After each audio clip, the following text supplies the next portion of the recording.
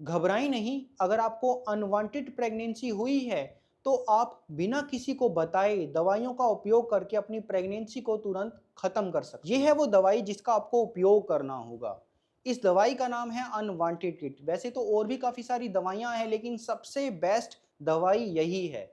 इस दवाई की खासियत ये है कि इसे आप घर पर यूज़ कर सकते हैं, आपको हॉस्पिटल में विज़िट करने की ज़रूरत नहीं है। लेकिन ऐसी कोई भी दवाई या फिर ये दवाई, इन दवाइयों को लेने से 2 प्रॉब्लम होना एक्सपेक्टेड रहती है, जिसकी वजह से ऐसी कोई भी दवाई अगर आप यूज़ कर रहे हैं, इनको लेने के बावजूद भी प्रेगनेंसी क्लियर नहीं होती है। फिर आगे जाकर आपको सर्जिकली प्रेगनेंसी को क्लियर करवाना पड़ता है, जिसे हम लोग सफाई करवाना या फिर डीएनसी करवाना बोलते हैं। तो आपको इन दोनों प्रॉब्लम से बचना होगा, आपकी जो प्रेगनेंसी है वो क्लियर हो जाएगी। तो जानते हैं 2 प्रॉब्लम वो कौन-सी हैं? पहली प्रॉब्लम है वॉमिटिंग होना, यानी कि उल्टी होना। इन दवाइयों को लेने के बाद कम से कम 2 घंटे तक आपको उल्टी नहीं होनी चाहिए। अगर उल्टी हो जाती है तो ये दवाइयाँ काम नहीं करती हैं। और 80% केसेज़ में जिन महिलाओं की, जिन फीमेल्स की प्रेगनेंसी क्लियर नहीं होती है, उनको वॉमिटिंग का ही प्रॉब्लम रहा होता है, जिसकी वजह से उनकी प्रेगनेंसी क्लियर नहीं होती है। और वॉमिटिंग होने का, उल्टी होने का एक मुख्य कारण तो यही रहता है कि प्रेगनेंसी में उल्टी मितली होना बहुत कॉमन है। दूसरा कारण ये रहता है कि प्रेगनेंसी के समय शरीर इतना ज़्यादा सेंसिटिव हो जाता है कि आप कोई भी ऐसी खतरनाक चीज़ अगर खा लेते हो बाय चांस, जो कि प्रेगनेंसी के लिए खतरनाक होती है, तो शरीर उसको तुरंत वॉमिटिंग के रूप में शरीर से बाहर फेंक देता है। और ये दवाई तो प्रेगनेंसी के लिए अपने आप ही खतरनाक है, तो आपको वॉमिटिंग होना एक्सपेक्टेड रहता है। जो दूसरी प्रॉब्लम है वो है दर्द होना, यानी कि पेन होना। इन दवाइयों को लेने से पेन होता है। अब अगर आप एक अनप्लैन्ड बेस से, यानी कि आप डायरेक्टली अगर इन दवाइयों को खा लेते हैं, तो आपको पता नहीं होता है कि इन दवाइयों को लेने से दर्द होगा। और जब दर्द शुरू होता है तो कई लोगों का ये इशू रहता है कि वो किसी को ये चीज़ बताना नहीं चाहते हैं। उनको ये नहीं चाहिए कि घर पर किसी को पता लगे कि आप ऐसा कुछ कर रहे हैं। तो दर्द को कम करने के लिए वो दवाइयों की दुकान से या घर पर कोई भी पेन किलर को खा लेते हैं। ऐसा करने से या तो इन दवाइयों का असर कम हो जाता है या फिर और कोई प्रॉब्लम हो जाती है। उदाहरण के तौर पर एक दवाई आती है एस्प्रिन या फिर डिस्प्रिन नाम से। अब इस दवाई को खाने से दर्द तो कम हो जाता है, लेकिन ये दवाई खून को पतला भी कर देती है।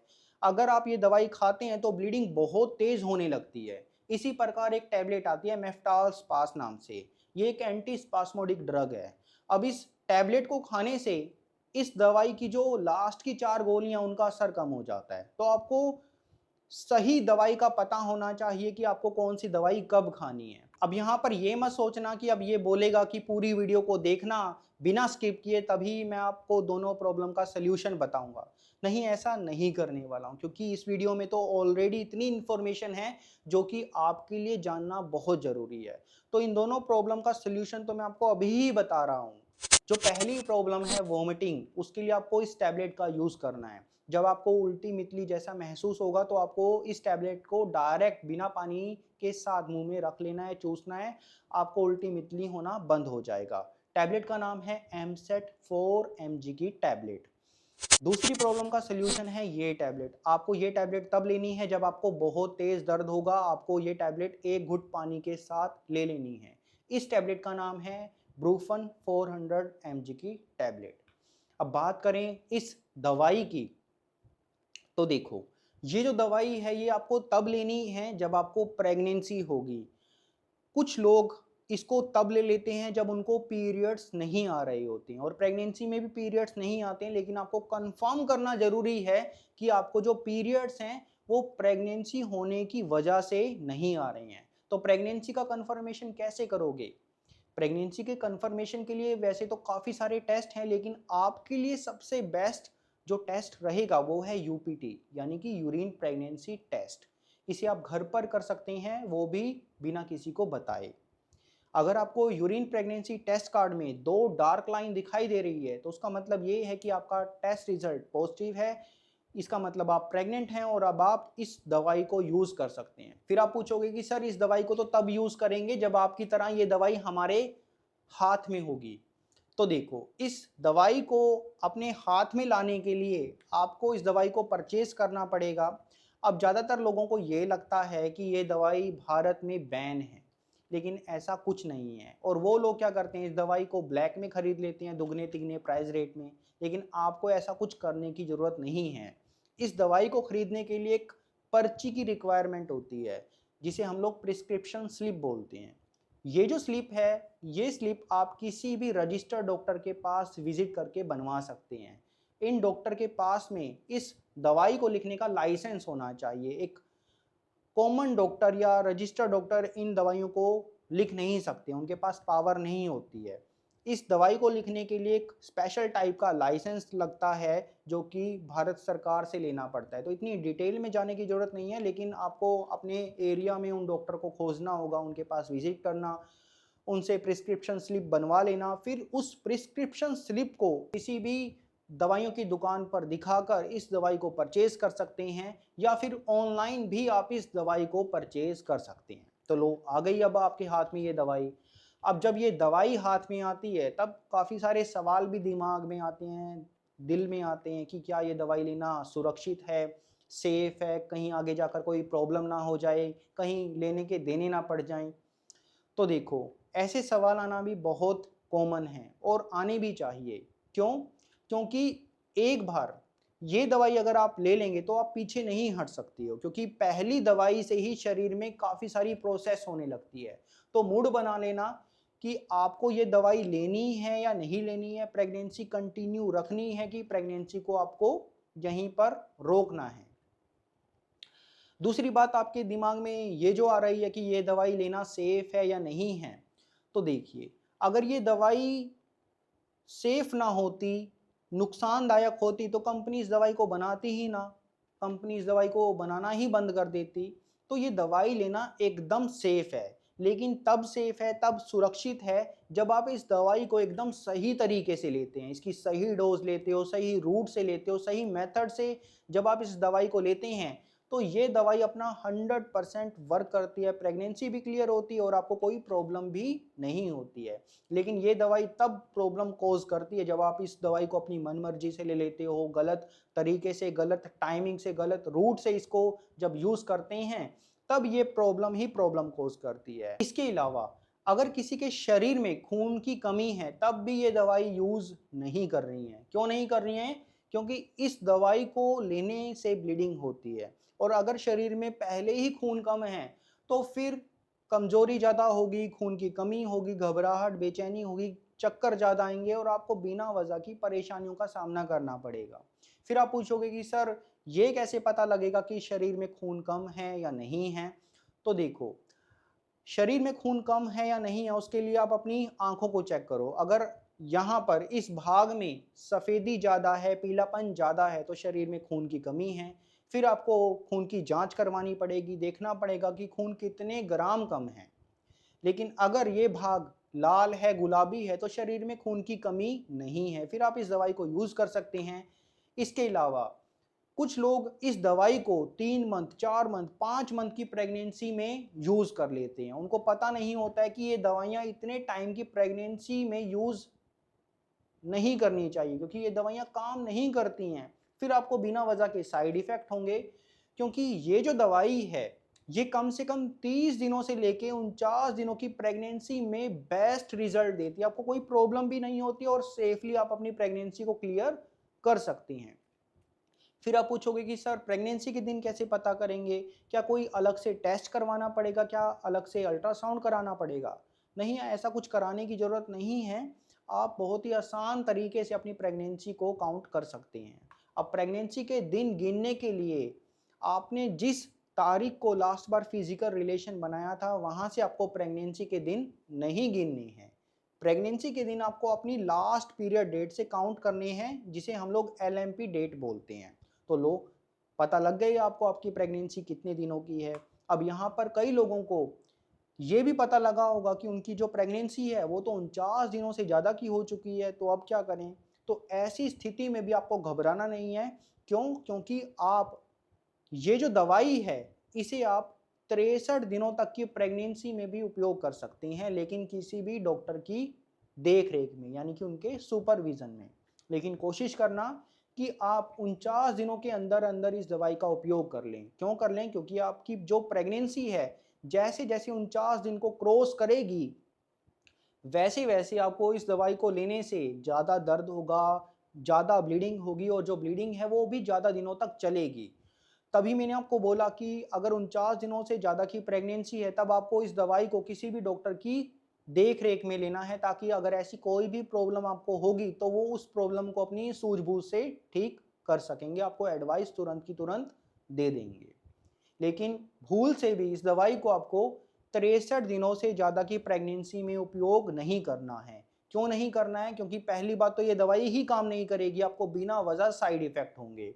दूसरा ये कि अगर बाय चांस ये दवाई काम कर जाती है, तो एक तो बहुत तेज़ दर्द होगा, ब्लीडिंग बहुत ज़्यादा होगी, ज़्यादा दिनों तक रहेगी। हो सकता है कि इतनी ब्लीडिंग हो कि वो मैनेज कर पाना बहुत ज़्यादा कठिन हो जाए, खून की कमी हो जाए, आप चक्कर खाकर गिर जाओ, बेहोश हो जाओ, शॉक में चले जाओ, आपका बीपी कम हो जाए। फिर आपको आपके घर वाले या आस-पास जहाँ आप रह रहे हो, वो लोग आपको उठाकर अगर हॉस्पिटल ले गए, तो हॉस्पिटल में हम लोगों को सब कुछ बताना पड़ता है। फिर चाहे आपके माता-पिता आपके साथ हों, आपके भाई-बहन आपके साथ हों, सब कुछ बताना ज़रूरी हो जाता है। इसके अलावा अगर खून की कमी ज़्यादा होती है, तो हॉस्पिटल में खून की बोतलें भी लगवानी पड़ सकती हैं, तो आपको ऐसी गलती नहीं करनी है। 63 दिनों से ज़्यादा की प्रेगनेंसी में इस दवाई को आपको उपयोग नहीं करना है। अब कई लोग ऐसे होंगे जिनको प्रेगनेंसी का 63 दिनों के बाद पता लग रहा होगा, तो वो लोग क्या कर सकते हैं? उनकी मजबूरी है प्रेगनेंसी को कंटिन्यू ना रखना। तो ऐसी स्थिति में भी आप घबराओ मत। आप अपनी प्रेगनेंसी को सर्जिकली क्लियर करवा सकते हैं। ज़्यादा जानकारी के लिए आप इस वीडियो को देख सकते हो, या फिर आप अपने नियरेस्ट किसी भी डॉक्टर के पास विजिट करके उनसे सलाह ले सकते हो। अब यहाँ पर कई लोगों के दिमाग में ये भी सवाल आ रहा होगा, या वो लोग ये भी सोच रहे होंगे कि क्या हमारी प्रेगनेंसी इस दवाई को लेने से क्लियर होगी भी या नहीं होगी, या जो ये मेथड मैं आपको बताने जा रहा हूँ ये मेथड काम करेगा भी या नहीं करेगा।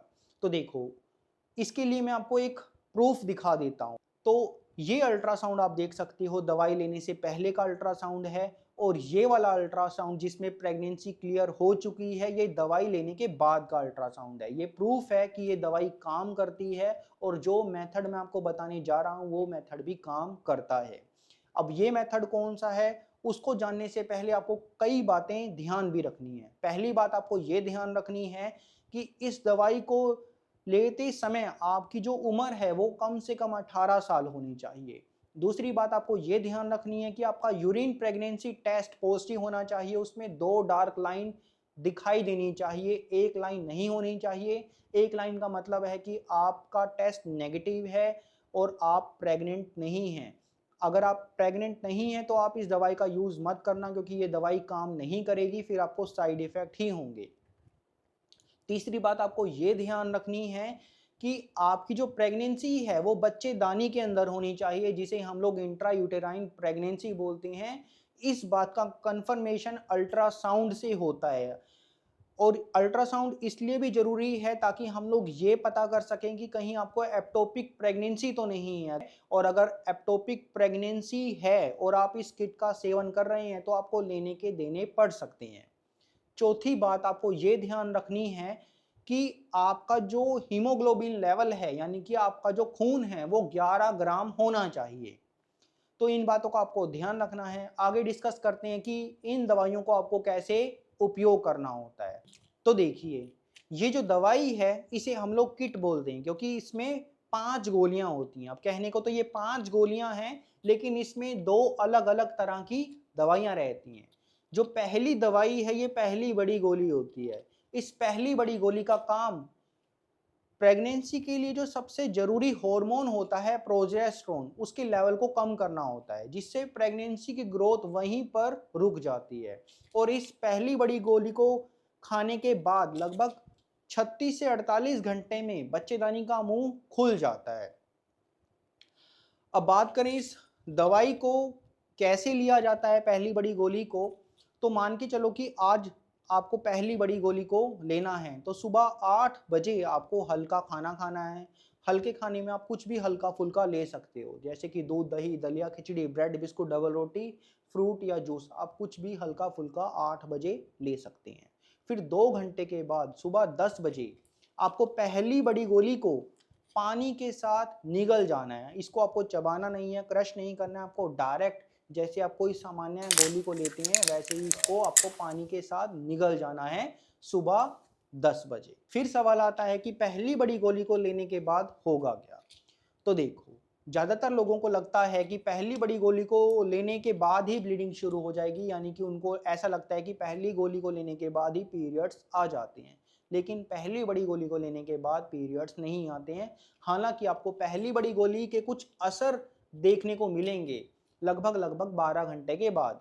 आपको हल्का हल्का सिर में दर्द हो सकता है, पेट में दर्द हो सकता है, आपको उल्टी मितली हो सकती है, आपको घबराहट, चक्कर या आपको वीकनेस, कमजोरी फील हो सकती है। ये पहली गोली के काम करने का असर है। इसके अलावा कुछ केसेस में हल्की फुल्की ब्लीडिंग भी आपको हो सकती है। आपको हल्के फुल्के खून के धब्बे, ब्राउनिश टाइप का डिस्चार्ज या रेड कलर का डिस्चार्ज आपको देखने को मिल सकता है। आपको लाइट ब्लीडिंग भी स्टार्ट हो सकती है। ऐसे में आपको घबराना नहीं है, आपको पूरा प्रोसेस कंटिन्यू रखना है। आगे बात करें इन 4 गोलियों की, तो ये जो 4 गोलियां हैं ये एक समान हैं। प्रत्येक गोली 200 माइक्रोग्राम की है, यानी कि 4 गोलियां 800 माइक्रोग्राम की हो जाती हैं।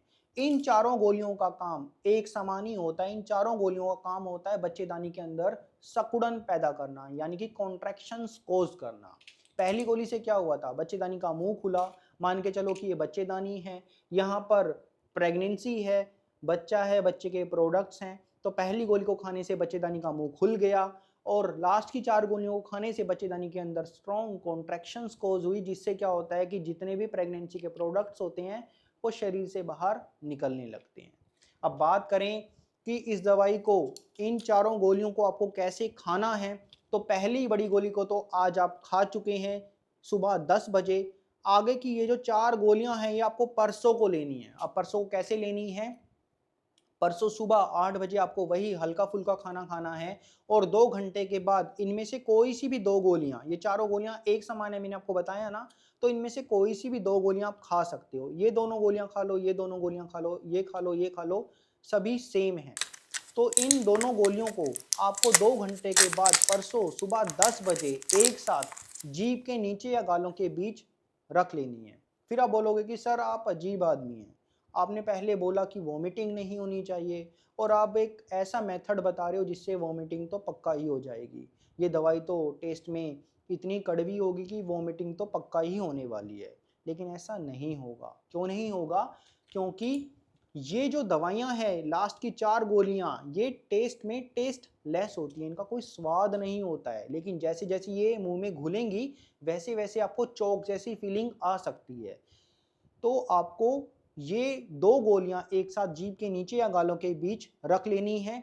जैसे जैसे ये घुलेंगी आपको चोक जैसी फीलिंग आएगी और ये जो गोलियां हैं ये 30 मिनट में पूरी तरह से घुल जाएंगी। जो थूक होगा ना उसको आपको बाहर नहीं फेंकना, उसको आपको निगलते रहना है, धीरे धीरे निगलते रहना है। फिर 3 घंटे के बाद सुबह 10 बजे आपने 2 गोलियां ली, तो 3 घंटे के बाद बची हुई 2 गोलियां दोपहर 1 बजे आपको सेम तरीके से ले लेनी है। अब इन गोलियों को लेने के बाद होगा क्या? तो देखो, इन गोलियों को लेने के बाद जैसा मैंने आपको बताया कि बच्चेदानी में स्ट्रॉन्ग कॉन्ट्रैक्शंस कोज होती हैं, तो उससे क्या होगा? पेट में मरोड़े आपको महसूस होंगे, जिसे हम लोग क्रैम्पिंग बोलते हैं।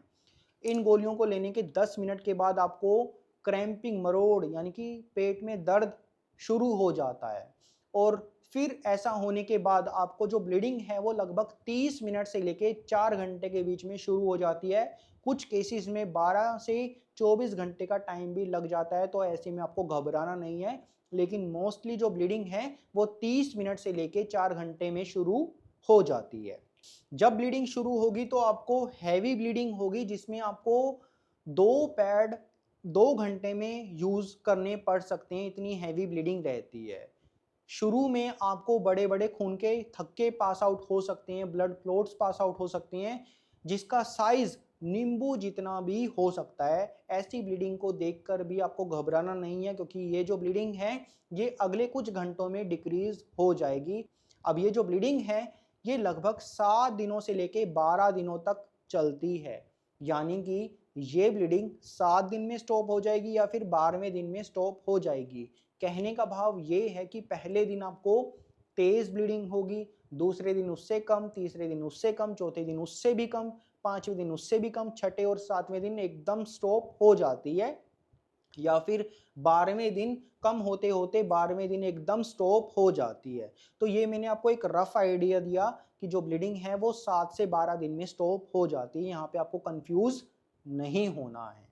अब यहाँ पर कई लोग बहुत बड़ी मिस्टेक कर देते हैं। मिस्टेक ये करते हैं कि पहली गोली से अगर उनको ब्लीडिंग शुरू हो जाती है तो वो बची हुई 4 गोलियां नहीं लेते हैं। ये सबसे बड़ी गलती है। आपको बची हुई 4 गोलियां लेनी जरूरी होती है। हो सकता है कि आपने पहली गोली को लिया हो और ये 2 गोलियां लेने के बाद ब्लीडिंग शुरू हो गई हो और आपके दिल में ये बात आ रही हो कि पेन बहुत ज़्यादा हो रहा है, ब्लीडिंग बहुत ज़्यादा हो रही है, तो ये गोलियां ना लें, क्योंकि ब्लीडिंग तो शुरू हो चुकी है तो आगे कोई प्रॉब्लम नहीं होगी। यहीं पर गलती होती है, तो ये गलती नहीं करनी है। 5 की 5 गोलियां लेनी जरूरी है, वरना आगे जाकर क्या होगा, या तो प्रेगनेंसी क्लियर नहीं होगी या फिर ब्लीडिंग कंटिन्यू होती रहेगी, या फिर ब्लीडिंग रुकेगी फिर होगी फिर रुकेगी फिर होती रहेगी। ये पैटर्न चलता रहेगा, फिर आपको परेशानियों का ही सामना करना पड़ेगा। तो ये गलती आप मत करना। 5 गोलियां आपको लेनी जरूरी है। फिर आप पूछेंगे कि सर सारा प्रोसेस हम लोगों ने कंप्लीट कर लिया है, अब पता कैसे लगाएंगे कि प्रेगनेंसी क्लियर हुई है या नहीं हुई है। ये बात बताने से पहले वीडियो का लास्ट वाला पॉइंट आपको सुनना जरूरी है। अब यहाँ पर आपको जो प्रेगनेंसी है उसका कंफर्मेशन, यानी कि आपकी प्रेगनेंसी क्लियर हुई है या नहीं हुई है, उसके लिए आप डे 14 पर, यानी कि आपने जिस तारीख को पहली गोली ली थी उसके एग्जैक्ट डे 14 पर या तो आप एक अल्ट्रासाउंड कराकर प्रेगनेंसी का कंफर्मेशन कर सकते हैं, या फिर अगर आपको अल्ट्रासाउंड नहीं कराना है तो आप 21वें दिन पर यूपीटी यूरिन प्रेगनेंसी टेस्ट करके भी अपनी प्रेगनेंसी का कंफर्मेशन कर सकते हैं। अगर आपने सारी इंस्ट्रक्शंस को फॉलो किया होगा तो भगवान करे कि आपका प्रेगनेंसी टेस्ट नेगेटिव आ जाए, आप इस प्रॉब्लम से निकल जाओ। अब वीडियो के लास्ट में जो मैं आपको एक बात बताना चाहता हूँ वो ये है कि एक बार मिरर के सामने, शीशे के सामने नज़रों में नज़रें मिलाकर खुद से पूछना कि आप भगवान नहीं हैं। आपके पास में कोई हक नहीं है कि आप किसी की ज़िंदगी को छीनें। मान सकता हूं कि आपकी कोई मजबूरी रही होगी जिसकी वजह से आप ये प्रेगनेंसी ख़त्म कर रहे हैं, लेकिन नेक्स्ट टाइम इंसानियत दिखाना और सेम मिस्टेक भगवान के लिए मत करना, क्योंकि हर किसी को जीने का हक होता है। तो आशा कर रहा हूँ आपसे कि आप सेम मिस्टेक दोबारा नहीं करेंगे, और प्रॉमिस करके जाना वीडियो के कमेंट सेक्शन में कि आप दोबारा से ये गलती नहीं करेंगे। अगर आपको ये वीडियो पसंद आई है, ये इन्फॉर्मेशन अगर अच्छी लगी है, तो प्लीज़ वीडियो के कमेंट सेक्शन में मुझे प्रॉमिस करके जाना कि ये गलती आप दोबारा नहीं करेंगे। और हाँ, इस टाइम पर एक अच्छी डाइट आपको फॉलो भी करनी है। उसके लिए ये वीडियो देखना आपके लिए काफ़ी हेल्पफुल रहेगा। अगर आप इस वीडियो को देखेंगे और डाइट प्लान को फॉलो करेंगे तो आने वाले जो पीरियड साइकिल है वो भी टाइम टू टाइम आते रहेंगे, और ये जो पूरा प्रोसेस हुआ था इससे आपको ज़्यादा साइड इफ़ेक्ट भी नहीं होंगे। तो ख्याल रखना अपना। मिलता हूँ आपसे नेक्स्ट वीडियो में, तब तक के लिए नमस्ते।